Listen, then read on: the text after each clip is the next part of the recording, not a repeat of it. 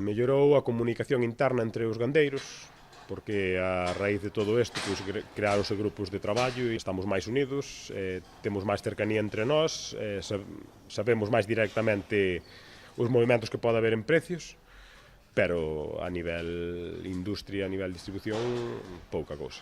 Esta semana, concretamente, o que levamos desta semana, están chegando os primeiros pagos de leite do mes de setembro, e si algunha pequena mellora si que hai, entre 1 e 2 céntimos por parte de algunha industria, pequena industria, digamos. Os grandes recolledores non, siguen sin subir os precios. No meu caso concreto, nosotros vendemos leite a unha cooperativa e esa cooperativa vendelle a varias industrias. Si podría haber algún pequeno movimento para octubre, pero nada concretado. Por cambio de, digamos, vender menos leite á industria que menos pagaba e poder vender algo máis á que máis pagaba, pero non se nos trasladou unha subida directa de precios á fecha de hoxe. Supoño que alguén estará facendo caixa para máis adiante, non sabemos. Se non ven a nós e iso iba a ser para nós, pois no medio solamente hai un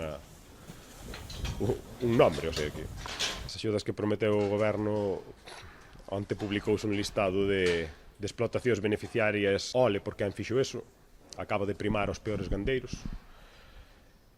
os que xa non teñen inversións, os que ao mellor tiñan baixos precios por non cumplir as normativas. Increíble. O sea, os que estamos intentando mellorar día a día e invertindo todos os anos para estar ter as explotacións en punteiras, non o cobramos. Díxosenos que este acordo iba a ser fantástico, que iba a ser maravilloso, que iba a ser moi bon para todos nós. Nosotros non o estamos vendo, seguímonos arruinando e entonces creo que non podemos esperar moito máis. Si estas medidas que fixaron populistas pois eran porque veñen as eleccións e tiñan medo, creo que se equivocaron de